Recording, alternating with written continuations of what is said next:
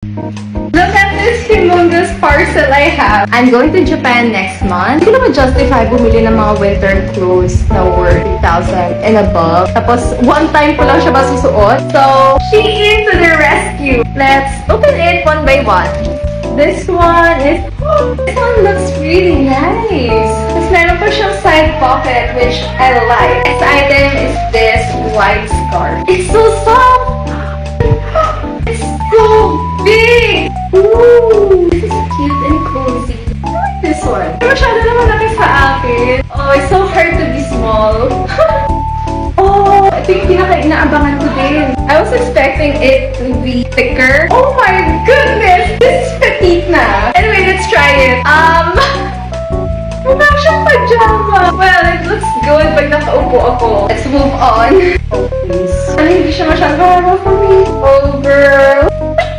My goodness. I don't know what to say. You judge. Let's give this outfit a glimmer of hope with these shoes. Oh my gosh. Anyway, the shoes are nice. They're comfy. Sana huwag lang siya masira while walking around Japan.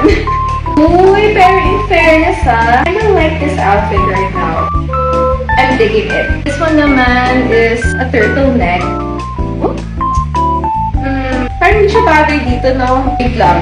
Okay, what do we think of this look? Pwede na? No? And this one's in black. Ano mas better to kaysa doon sa white? Meron siyang ruched effect on the side.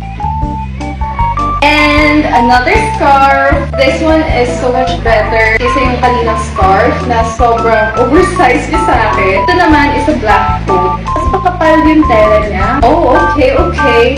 So pretty. Sakto lang yung length niya for my height. Try natin yung scarf with this one. I look like a granny.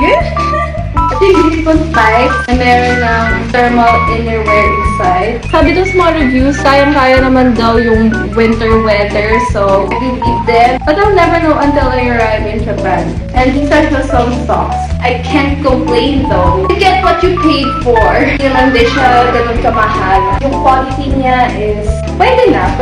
And that's my Shein haul. Kita-kita na lang sa February or March for my fit check.